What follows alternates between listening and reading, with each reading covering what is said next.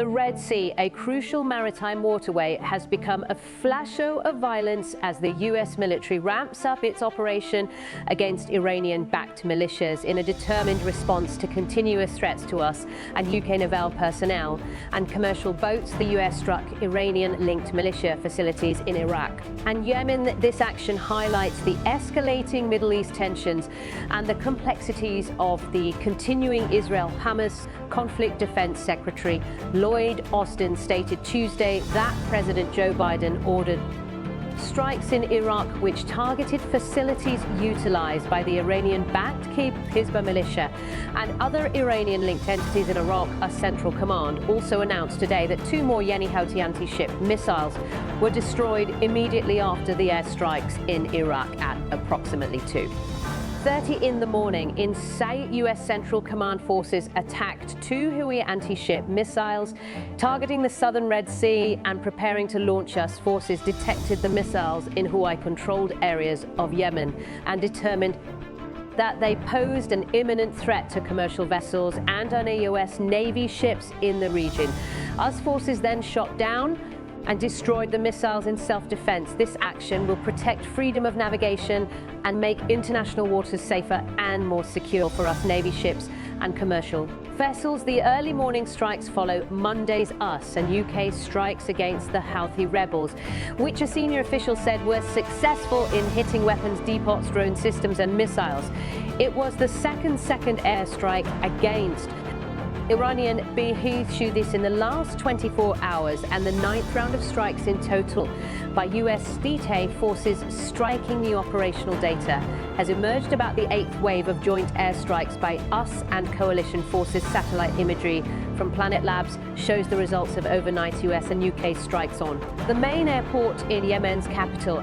The airport was among the locations targeted as part of ongoing US-led efforts to reduce the capabilities of Iran-backed Houthi militants, particularly the group's ability to launch missile and drone attacks on ships in and around the Red Sea. The satellite image was taken earlier today and focused on the southern end of International Airport. There may be numerous structures visible and a radar site that appears to have been damaged or destroyed. Other impact points may show where missile launchers or other important supplies were positioned. The Pentagon said today that the strikes against Houthi targets came 15 to 30 minutes after the larger US and UK strikes last night. American forces also unilaterally targeted an anti-ship cruise missile that was being read or launched in terms of last night's joint American and British strikes. 4 Royal Air Force Typhoon fights has used an unspecified number of 500 LB-class Paveway 4 precision-guided bombs to hit multiple targets at 2 military sites vicinity of Airport, according to a statement released late yesterday by the UK Ministry of Defence. According to satellite imagery from Planet Labs Royal Air Force, aircraft may be responsible for much of the damage seen today. Airport in the Yemeni capital. What was hit in San appears to have been largely softer targets, for which 500B Paveway 4s may have been better suited aircraft flying from the US Navy's supercarrier US Dwight D. Eisenhower. Also used precision-guided munitions last night to hit targets at unspecified locations in Yemen, according to a senior US military official. The Ticonderoga-class guide missile cruiser US Philippines Sea and the Albert-class guided missile destroyers US Gravel and US Mason also fired Tomahawk attack cruise missiles. The Fay-18 MU Super Hornet that took off from the Eisenhower to participate in the strikes was armed with the 2000B GB-31 Joint Direct Attack munition and the Blue 109D Bunker Buster bomb body and 8A1 18 Growler loaded with AGM-88 radar disrupting anti-radiation missiles. Appears later it is not known if the Growlers actually fired any AGM-88 or if they only provided electronic attack and suppression capabilities during the mission. The E-2 Hawkeye airborne early warning and control aircraft is seen in the footage. Questions remain about the wider impact of the US lead strikes against the Houthi rebels in Yemen, General Pat Ryder, the Pentagon's chief spokesman, told reporters from the war zone and other media outlets at a press conference today. So I don't have anything specific on that, other than to say that we believe we are achieving good results, General Ryder continued. I can tell you that we assess that we have destroyed or disrupted more than 25 missile launch and deployment facilities and more than 20 missiles since January. 11th, we have also hit drone coastal radar and air surveillance capabilities, as well as weapons storage sites to good effect. We will continue to assess and provide you with updates. As we can, the Houthis have amassed a significant arsenal of anti-ship ballistic and cruise missiles over the years.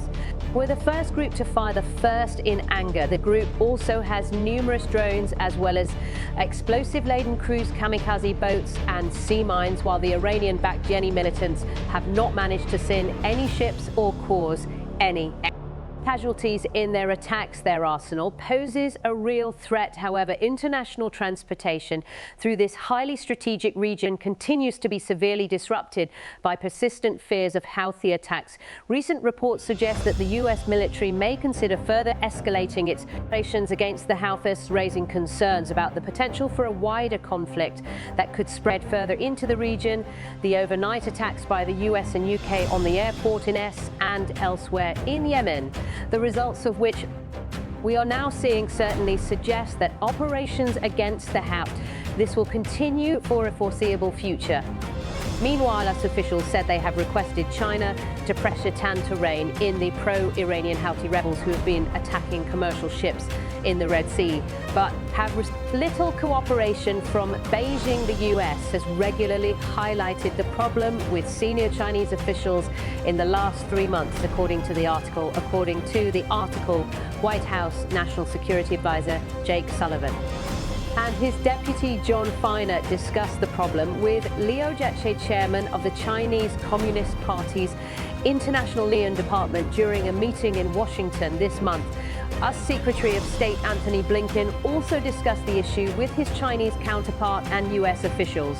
There is little evidence that China is putting pressure on Iran to rein in the Houthi affair, from a modest remark delivered last week, according to the story. Meanwhile, Western officials and experts claim Iran is delivering increasingly weapons to its Houthi partners in Yemen, strengthening their ability to attack merchant ships and disrupt world trade. Despite weeks of US-led bombings, according to these officials and observers, the Houthis, formerly seen as a militia fighting in Yemen's dry countryside, have evolved as one of Iran's most proficient proxies as a result of the supply of weapons from Tehran and the inventiveness that has grown among their ranks. Iran has provided the Houthis with drone jammers, long-range rocket and missile components, and other high-end technology. Iran and its Lebanese Hezbollah allies have sent consultants to Yemen to assist the Houthis in planning and carrying out their operations. Missile